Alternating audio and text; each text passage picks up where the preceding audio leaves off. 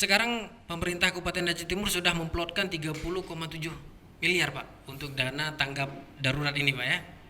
Itu untuk APD sekitar 6 miliar ya Pak ya. Jadi seperti ini saya katakan.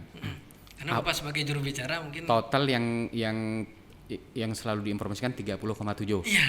Nah, yang 7 itu berarti 700 juta. Nah, Yes, 700 awal juta itu dana awal yang dari dana tanggap darurat.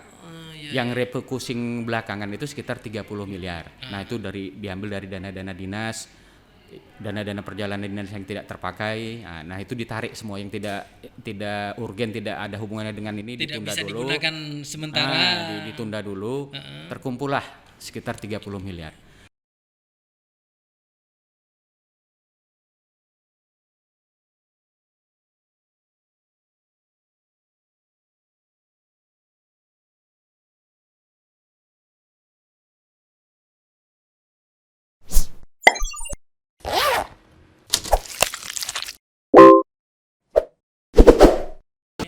Assalamualaikum warahmatullahi wabarakatuh. Alhamdulillah hari ini kita punya kesempatan dengan Bapak juru bicara hari ini ya. Kita berbicara dengan Bapak juru bicara hari ini yang sebentar lagi akan saya perkenalkan dengan Anda semua yang ada di rumah. Hari ini Zona Satir akan berbicara tentang pandemi. Masih berbicara tentang pandemi, tapi kita akan mengulik tentang sedikit bagaimana apa dan yang sedang dikerjakan oleh juru bicara tersebut ini. Hari ini seperti yang saya bilang tadi, kita sudah diperkenankan oleh Dokter Edi Gunawan Mars.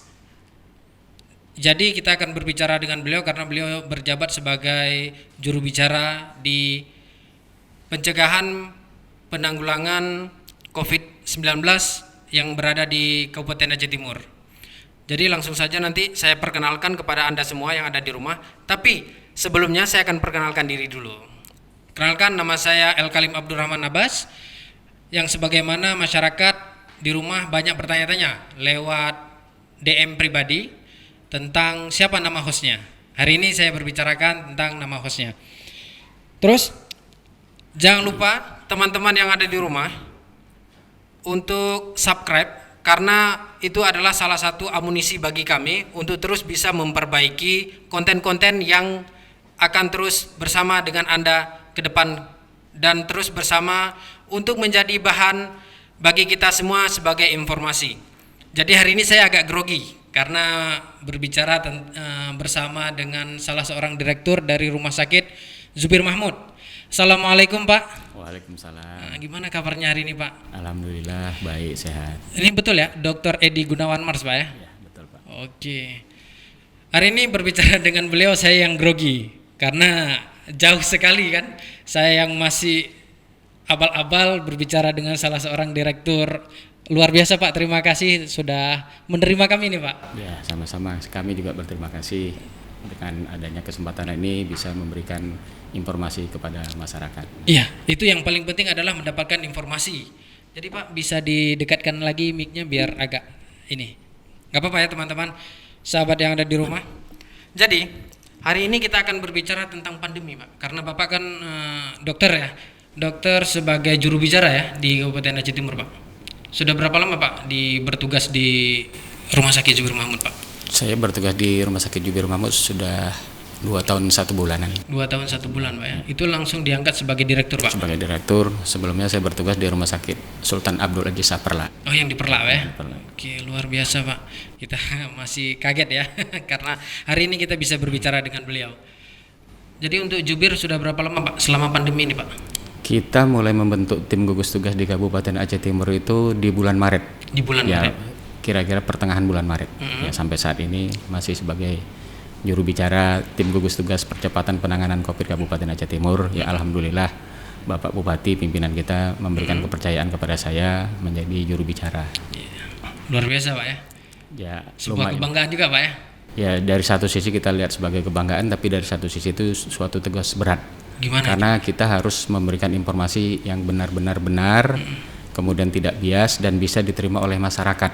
Nah, karena kadang-kadang informasi tentang COVID ini bisa disalah tafsirkan juga. Nah, sehingga informasi yang keluar dari mulut saya itu harus benar-benar bisa dipertanggungjawabkan. Gitu ya Pak ya? Jadi bukan hanya tanggung jawab yang bisa ini Pak ya, tapi juga harus benar-benar menguasai bahan ini, Ya, Pak. itu benar sekali. Betul sekali, Pak. Untuk kerjasama dengan SKPA-nya gimana, Pak ini? Ya, kita di gugus tugas Kabupaten Aceh Timur ada berbagai instansi ya. Iya. Dari mulai pimpinannya Bapak Bupati, ada wakil-wakilnya para anggota Porkompimda, mulai dari Pak Kapolres, Pak Kajari, Pak Dandim, Pak Wakil Bupati, kemudian SKPA terkait, Badan Penanggulangan Bencana dan seluruhnya ya. Semua yang terkait erat di kegiatan gugus tugas ini semua dimasukkan dalam tim. Termasuk juga organisasi profesi ya. Ada ID Ikatan Dokter Indonesia Kabupaten Aceh Timur. Kalau dinas terkait di kesehatan tentu semua masuk ya, dari Dinas Kesehatan, Rumah Sakit Jubir Mahmud, Rumah Sakit Perlak juga seperti itu, Pak. Jadi ini masih jadi momok, Pak, untuk pandemi ini, Pak. Itu yang sudah dikerjakan sampai saat ini gimana aja, Pak? Ya, kita tim gugus tugas itu bukan hanya di level kabupaten. Di kecamatan juga sudah dibentuk, di desa juga sudah terbentuk. Itu koordinasinya bagaimana, Pak? Untuk dari desa, kecamatan sampai kabupaten itu, Pak. Nah, untuk dari kabupaten ke kecamatan, ya pertama tentu melalui SK-SK secara legalitas. Ya, ada instruksi dari pusat, kemudian kita aplikasikan, kemudian kita juga sudah pernah mengundang di level kecamatan. Itu ada Bapak Camat, kemudian ada Kepala Puskesmas, Dokter Puskesmas, tim surveillance, bahkan belakangan kita ikutkan juga unsur di kecamatan itu Pak Kapolsek dan Pak Ramil ya, Muspika ya, Muspikanya. Nah, di situ kita sampaikan semua program-program yang terkait dengan penanganan Covid ini, sehingga tidak terjadi salah tafsir atau simpang siur bagaimana sebenarnya protokol kesehatan yang harus kita lakukan. Nah, kemudian dari kecamatan juga mereka menginstruksikan di desa agar dibentuk juga tim gugus tugas, dan alhamdulillah itu semua sudah terlaksana hingga hari ini. Tapi masih masyarakat masih banyak yang menyepelekan, Pak. Itu gimana, Pak? Nah, itu dia persoalannya ya. Jadi mungkin juga karena sampai saat ini Kabupaten Aceh Timur kan juga belum ada kasus ya, belum ada kasus yang positif. Di satu sisi belum adanya kasus positif itu melegakan buat kita semua. Ya, kita bersyukur alhamdulillah, mudah-mudahan ini bisa kita pertahankan terus. Tapi di satu sisi dampak negatifnya masyarakat jadi anggap sepele, tidak ada rasa takut seperti itu ya. Nah, dengan setiap hari kita lakukan sosialisasi, kita sampaikan informasi, mudah-mudahan pola pikir masyarakat ini makin hari makin berubah. Berarti yang bermasalah ini di masyarakatnya, Pak? Ya, sebenarnya bukan, kalau kita persalahkan juga mungkin tidak bisa kita persalahkan satu pihak juga. Mungkin informasi yang benar tentang Covid ini seperti apa belum sampai ke mereka. Biasanya mereka belum melakukan protokol yang kita sampaikan ya, karena mereka merasa belum paham tentang Covid itu sendiri, bagaimana pencegahannya, bagaimana bahayanya, sehingga mereka menganggap sepele atau menganggap remeh. Tapi bermasalahnya sekarang adalah dengan perekonomian ini, Pak. Nah, mereka kadang masyarakat mengerti, paham tentang bagaimana penyebaran, pencegahan, tapi lagi-lagi efek ekonomi yang sangat berpengaruh sekali dengan Covid ini, Pak. Ya, sebenarnya gini, kalau kita lihat dari level yang lebih besar dunia, kemudian lebih besar di bawahnya lagi Indonesia level negara. Nah, di level negara sendiri itu ada perbedaan kondisinya ya. Ada yang sudah zona merah, sudah hampir setiap hari pertambahan kasus, kemudian ada terjadi transmisi lokal. Nah, untuk Provinsi Aceh sendiri alhamdulillah walaupun hari ini sudah ada 17 kasus tapi belum ada transmisi lokal. Nah, belum ada. Artinya semuanya itu kasus impor semua. Jadi dari 17 kasus di Provinsi Aceh itu tersebar di berbagai kabupaten. Nah, sampai saat ini dari 17 kasus itu yang paling tinggi kasus positifnya itu di Aceh Tamiang sampai 4 kasus. Tapi itu semua kasus impor. Kasus impor itu kasus dari santri yang pulang dari Magetan Jawa Timur dan dari Abdia, kemudian juga dari Aceh Besar, itu sebagian juga seperti itu juga kasus impor. Ada juga yang dari kasus pertama itu kita lihat itu pulang dari Yogyakarta dan Jakarta kalau tidak salah. Tapi begini, Pak, yang terjadi ini kan sebentar lagi kita lebaran nih, Pak.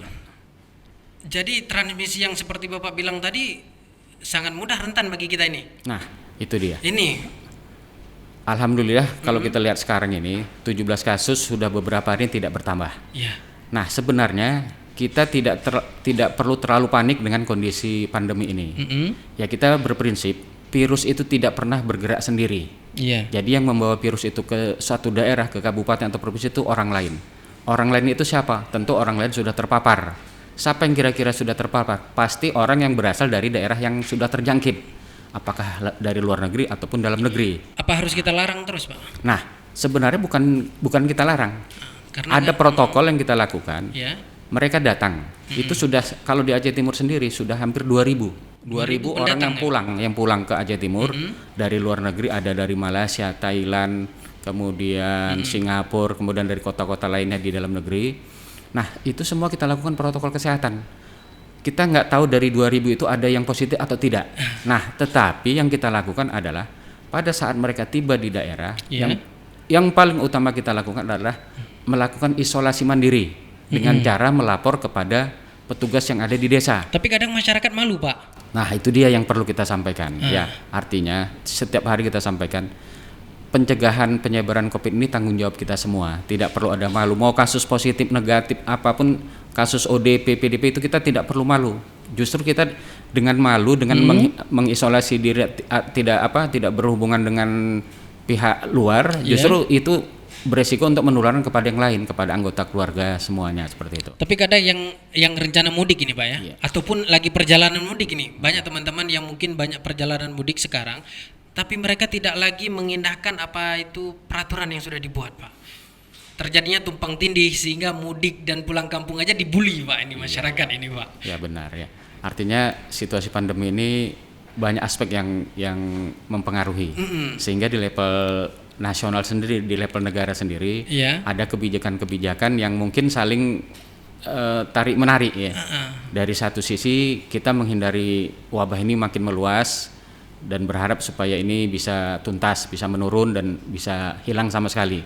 Tapi dampak ekonominya juga mempengaruhi. Kemudian ada momen-momen seperti ini menghadapi Lebaran, orang mudik dan lain-lain. Nah, tentu ini mengambil kebijakan bagaimana yang paling kecil dampak negatifnya. Jadi itu memang sulit mengambil keputusan mana yang membawa mudarat, mana yang membawa manfaat.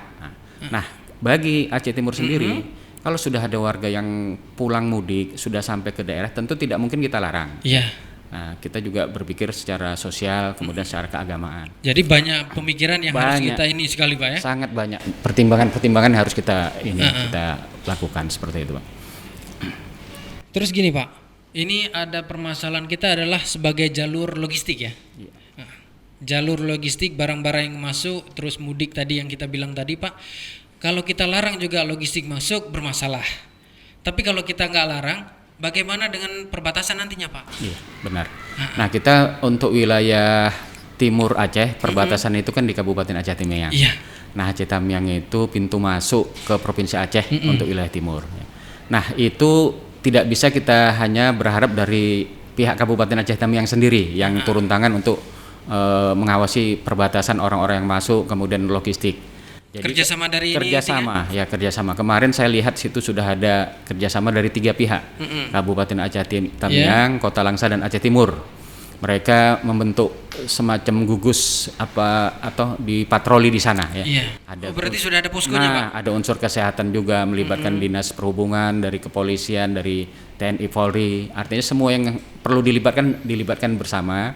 Dan kemudian pasti nanti pihak provinsi akan juga turun tangan untuk membantu mensupport tim gugus yang ada di perbatasan di Aceh Tamiang sana. Yang terjadi masalahnya sekarang adalah masyarakat sekarang sudah masuk ke dalam fase kelaparan, Pak. Bahasanya gini adalah ketika ekonomi menurun, terus dengan mobilisasi yang kurang, otomatis keuangan mereka menipis. Akhirnya terjadi kelaparan. Mungkin sampai bulan Mei ini belum terjadi, Pak.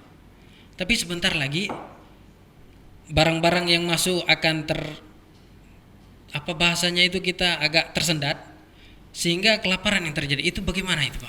Sebenarnya kalau kita lihat ya, kita tidak boleh juga terlalu mendramatisir situasi ya. Kita lihat sendiri situasi di perkantoran. Perkantoran kita sama sekali tidak menghentikan aktivitas sama sekali. Untuk di Aceh Timur tetap jalan. Hanya pembatasan. Nah, contohnya di rumah sakit. Nah, pelayanan kesehatan yang paling utama sekalipun kita melakukan pembatasan. Pasien tetap bisa berobat, tetapi ikut protokol kesehatan. Jadi sekarang semua orang keluar dari rumah itu wajib memakai masker. Semua perkantoran sudah memasang tanda dilarang masuk bagi orang yang tidak memakai masker. Dan untuk warga itu cukup dengan masker kain saja, tidak perlu masker bedah. Kemudian menjaga jarak. Kita sudah atur di ruang tunggu juga sudah diatur jarak minimal 1 meter. Jaga jarak, kemudian social distancing. Nah, kalau itu kita lakukan, walaupun kita tetap melakukan aktivitas pekerjaan, insya Allah tidak akan terjadi pemaparan. Apalagi di Aceh Timur sendiri, kan kasusnya masih nol. Masih nol ya. Jadi sebenarnya warga itu masih bisa beraktivitas. Kafe-kafe tidak dilarang ditutup, kedai-kedai tidak dilarang ditutup. Hanya diharapkan masyarakat itu pada saat beraktivitas transaksi jual beli memakai masker, menjaga jarak. Kemudian kalau setelah itu sering-sering cuci tangan pakai sabun. Nah, kan itu satu hal yang saya rasa tidak memerlukan ongkos besar ya. Kalau seandainya mereka memang paling penting adalah kepatuhan. Kepatuhan, Pak ya. Percaya penuh sama pimpinan. Nah, apapun yang diberikan arahan oleh pimpinan itu pasti sesuatu yang sudah terbaik, sudah dipikirkan masa-masa. Nah, itulah perlu kerjasama semua. Tapi itu kadang jadi masalah, Pak. Perintah dari pimpinan kita, itu secara agama juga dianggap sebagai pengingkaran. Nah, tapi yang berbahaya adalah satu hal, Pak. Mereka tidak mau seperti ini tadi memakai masker, terus tidak cuci tangan karena terbiasa, Pak. Kita mengubah kebiasaan ini agak sulit juga, Pak. Nah, itu dia. Terus di tempat fasilitas umum nih, yang seperti Bapak bilang tadi, menjaga jarak kadang juga tidak diindahkan, Pak. Makanya itu tadi, kalau semua masing-masing sudah sampai informasi itu mungkin sampai ke desa-desa sudah ada lah informasi itu. Tinggal bagaimana kita semuanya memahami tanggung jawab itu, bagaimana supaya semua protokol yang sudah disampaikan ke masyarakat itu benar-benar dilaksanakan. Berat tugas sebagai juru bicara ini, Pak. Nah, sangat berat. Terus untuk ke desa-desa atau bagaimana ini, Pak? Kecamatan atau kecamatan yang kemarin, Pak? Ya. Kecamatan juga sudah ada gugus tugas. Nah, gugus tugas itu melibatkan Muspika, kemudian ada relawan juga, ada petugas kesehatan. Nah, di desa juga seperti itu, ya. Walaupun tidak ada unsur Muspika, tetapi ada juga unsur-unsur di desa. Pemuda, relawan, kemudian ada bidan-bidan desa, seperti itu juga. Kita berbicara lagi tentang bagaimana APD kemarin sudah beberapa masuk, Pak ya. Iya. Nah, APD ini dari anggaran negara, Pak, APBK.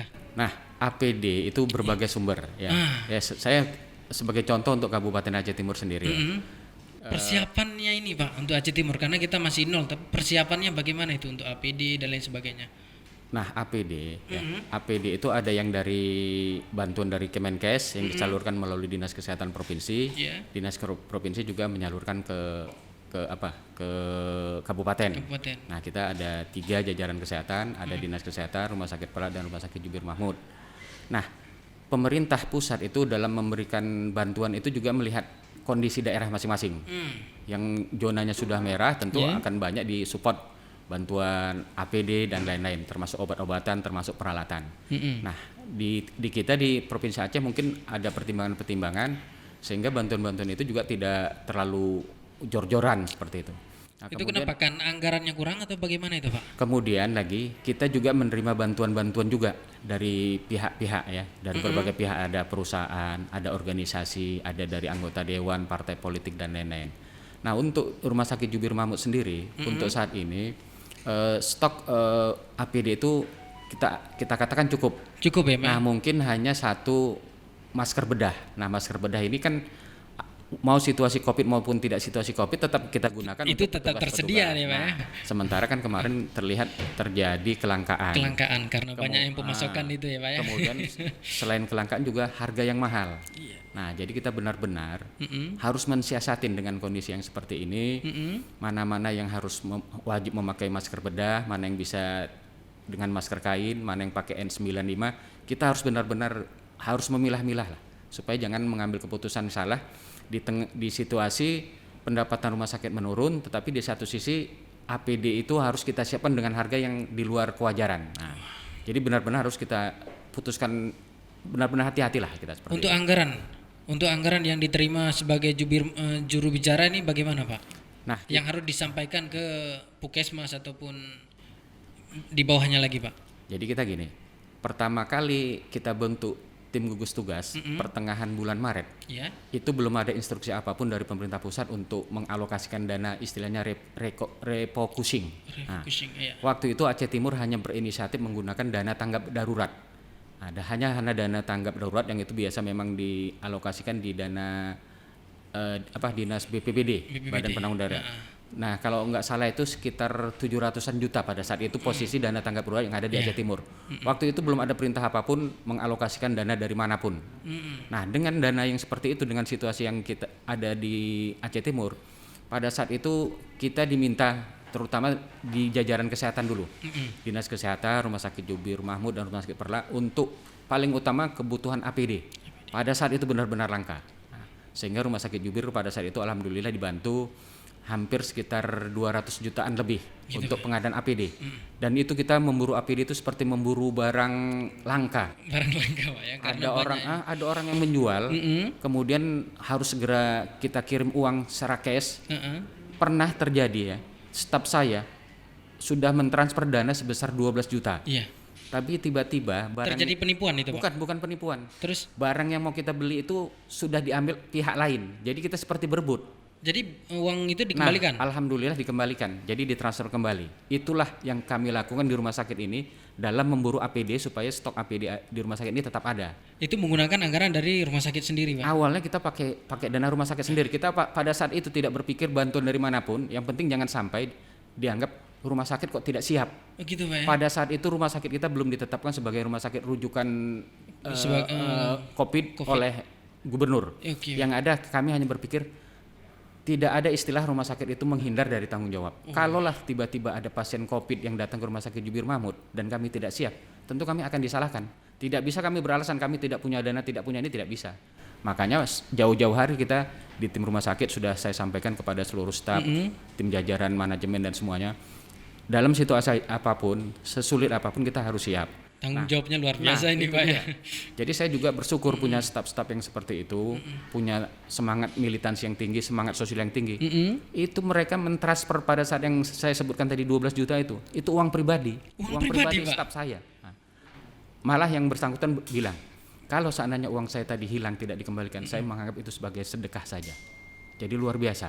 Nah, itulah Itu komitmen. sebagai betul-betul ya. Benar.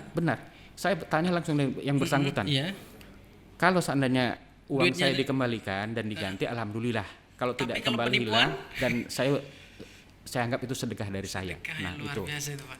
Jadi ada keuntungan di sana ya. Ini kita berbicara lagi tentang anggaran adalah setelah yang Bapak bilang tadi tanpa anggaran, tanpa instruksi dari pemerintah pusat. Sekarang pemerintah Kabupaten Aceh Timur sudah memplotkan 30,7 miliar, Pak, untuk dana tanggap darurat ini, Pak, ya. Itu untuk APD sekitar 6 miliar ya, Pak, ya.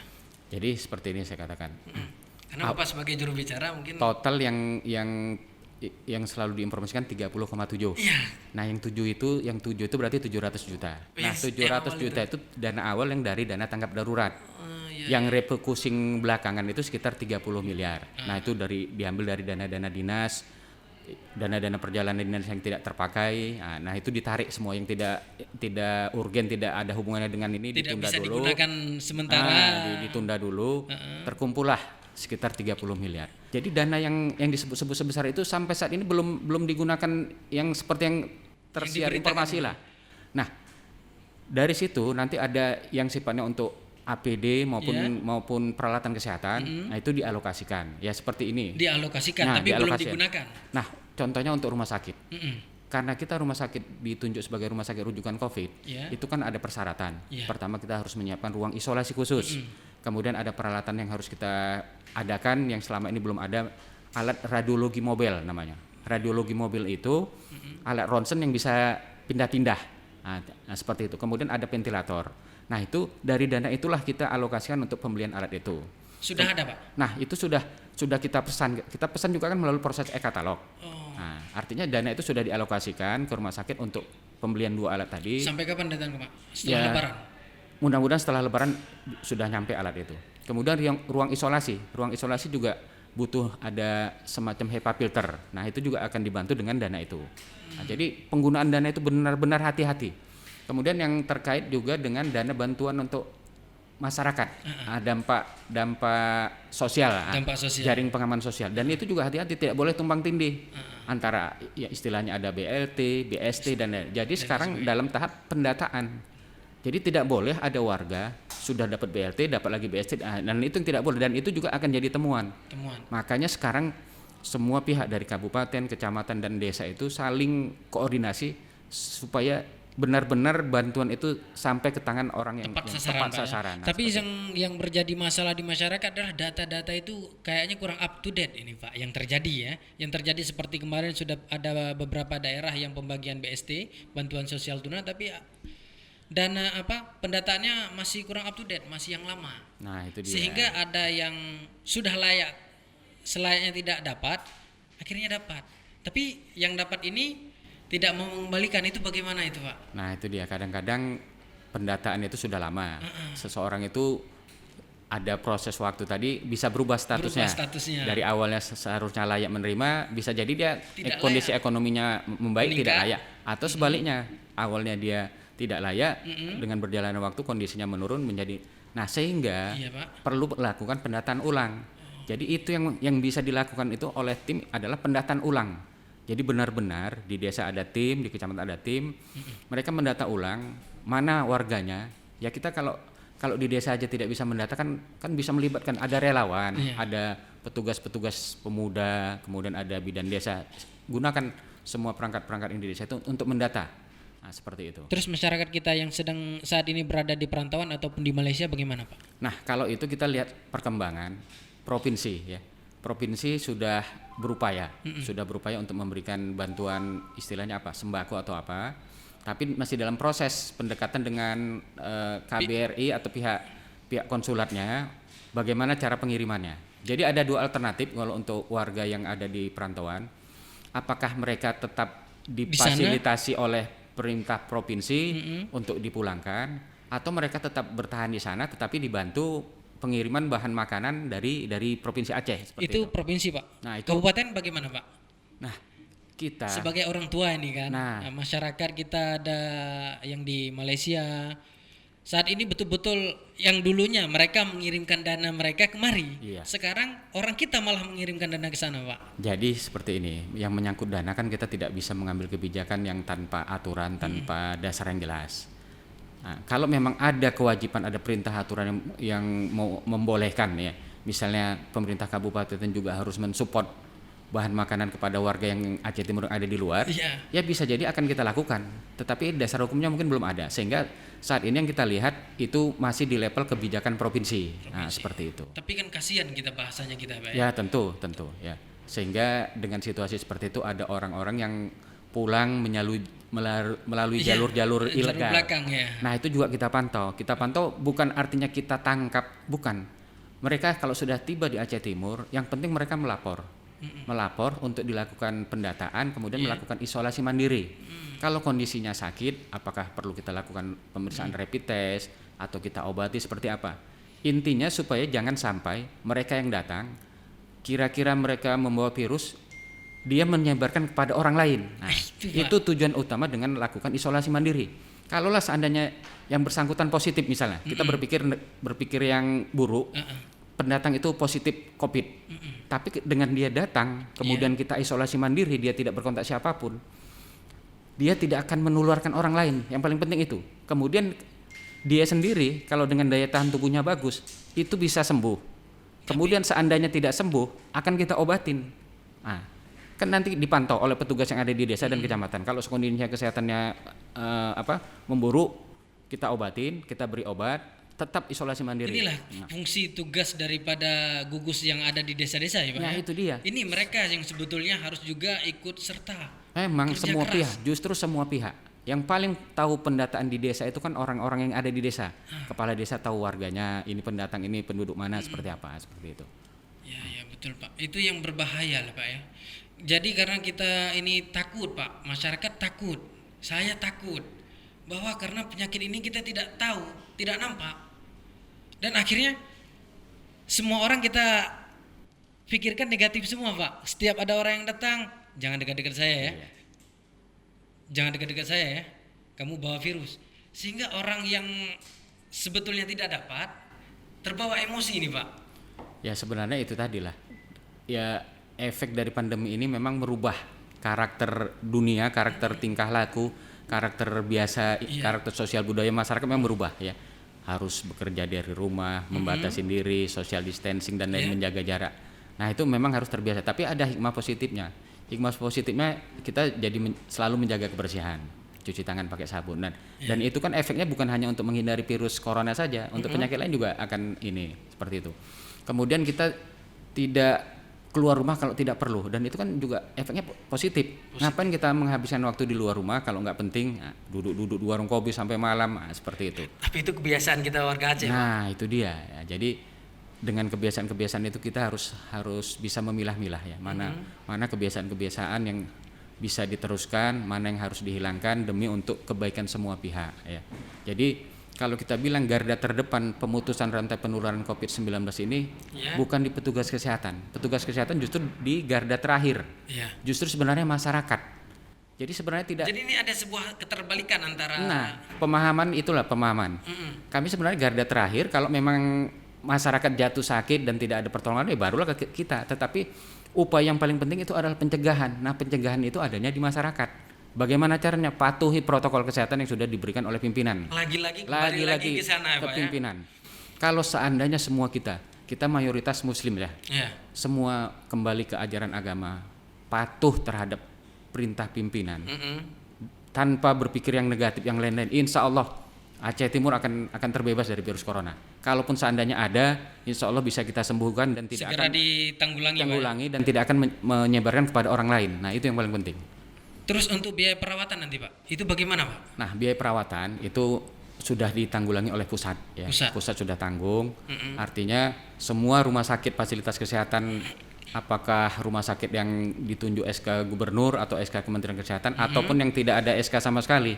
Kalau rumah sakit tersebut merawat pasien terindikasi COVID, apakah IDA ODP atau PDP atau sudah positif COVID, itu tidak masalah. Nanti semua data-datanya kita kirim. Ada aplikasinya juga, RS online, semua data-data itu akan terinput sampai ke level pusat, nanti bisa kita klaim ke pusat. Berarti mereka yang sudah mengalokasikan dana untuk perawatan ini untuk, Pak ya? Untuk biaya tindakan ini. Biaya tindakan ini. Terus bagi yang ini kan lebaran ini Pak. Iya. Ketika berbicara tadi mungkin ada yang sudah pulang dari luar negeri ataupun dari luar kota ini, kecelakaan di jalan. Dengan ada aling-aling masyarakat takut dengan virus corona tidak mau membantu ini Pak. Ini bagaimana ini Pak? Nah ini seperti kecelakaan kita pernah kejadian sendiri di Aceh Timur. Ya. Ada seorang supir truk dari Medan sedang membawa truk kembali dari Banda Aceh menuju Medan. Nah tiba-tiba kejang di depan Mapolsek Perlak Timur. Nah langsung kondisi seperti itu sigap karena terjadinya di depan Mapolsek Aceh Mapolsek Perlak Timur. Pihak dari Polsek inisiatif segera menghubungi petugas puskesmas. Nah petugas yang membantu itu langsung dengan APD lengkap. Nah sebenarnya itu kan sama juga kasusnya. Bukan kecelakaan tetapi dengan kondisi kejang kan hampir sama. Pak. Jadi semua kita sudah disampaikan protokol yang benar bagaimana dalam situasi seperti ini. Kasus kecelakaan apapun yang kita tidak tahu apakah itu orang ODP atau OTG atau tetap kita gunakan protokol kesehatan yang kita tidak tahu riwayatnya. Jadi kita bantu dengan memakai APD lengkap. Kalau seandainya kita tidak punya APD lengkap, kita cukup membantu dengan menghubungin ada mobil PSC 119, ada puskesmas atau ada pihak Polsek atau TNI Polri, ya silahkan hubungin. Sanksi bagi perawat yang khawatir tadi Pak, itu bagaimana Pak? Akhirnya mereka hilang dari tanggung jawab itu bahasanya. Insya Allah kalau di Aceh Timur itu tidak ada. Selama mereka punya APD, makanya Dinas Kesehatan juga selalu mensupport bahan-bahan APD sehingga mereka tidak ada rasa takut lagi untuk membantu orang-orang yang seperti itu, lengkap dengan alat pelindung diri, memakai masker, kemudian baju khusus, sarung tangan, topi, kacamata dan lain-lain seperti itu. Takutnya itu tadi Pak. Semoga dengan ada tayangan ini, karena Bapak tidak bisa terlalu lama juga kan ada kegiatan lainnya, masyarakat mengerti bahwa apa yang dilakukan pemerintah adalah untuk kebijakan atau kebaikan kita semua. Jadi kebijakan-kebijakannya itu betul-betul sudah melalui proses yang sangat panjang Pak ya, untuk bisa betul-betul diterapkan di masyarakat. Tapi lagi-lagi masyarakat pasti akan bertanya-tanya tentang kepentingan pribadi mereka, yaitu bantuan ini betul-betul tepat sasaran. Karena jelas mungkin saya titip pesan Pak kepada Pak Bupati nantinya betul-betul tepat sasaran, sehingga data-data yang masih bermasalah itu betul-betul segera diperbaiki. Terus bagi juga tolong sampaikan ke Pak Bupati, nanti masyarakat kita yang ada di Malaysia itu betul diperhatikan Pak. Kalaupun agak lama prosesnya, baik itu dari provinsi ataupun nasional, lebih baik Aceh Timur langsung yang bergerak. Itu mungkin tolong Pak, titip salam saya ke Pak Bupati Pak. Insya Allah akan saya sampaikan. Tetapi perlu juga saya tambahkan gini, tanpa adanya COVID, itu pihak Bupati melalui dinas sosial itu selalu keliling ke daerah dan dibantu juga rekan-rekan media menyampaikan ada warga yang kurang mampu, sudah terbaring lemah, kemudian rumahnya reot. Itu dinas sosial hampir setiap hari saya mendapat berita postingan ada warga yang kurang mampu, yang sakit, semua dibantu oleh Pak Bupati melalui dinas sosial. Jadi itu di luar urusan penanganan COVID ya. Jadi benar-benar Pak Bupati itu berharap jangan ada warganya yang kelaparan, jangan ada warganya yang sakit tidak berobat ke fasilitas kesehatan dengan alasan biaya dan lain-lain. Nah, insya Allah itu akan diperhatikan dan dibantu oleh pemerintah Kabupaten Aceh Timur. Oke Pak, mungkin itu aja untuk hari ini Pak, karena terlalu panjang juga kita berbicara, pasti banyak lagi kegiatan yang Bapak akan lakukan ini. Kami sangat berterima kasih sudah diterima di sini Pak, dan juga mohon maaf sekali Pak telah mengganggu waktunya ini. Jadi jangan lupa subscribe, karena subscribe itu gratis, dan juga jangan lupa subscribe karena dengan itu kami mendapat amunisi untuk terus bisa menemani Anda dengan isi konten-konten yang menarik dan masyarakat mendapatkan informasi. Mungkin sekian aja. Terima kasih Dr. Edi Gunawan sudah menerima kami. Masyarakat juga terima kasih sudah mengikuti sampai akhir video ini. Jangan lupa subscribe. Terima kasih dan assalamualaikum warahmatullahi wabarakatuh. Waalaikumsalam warahmatullahi wabarakatuh.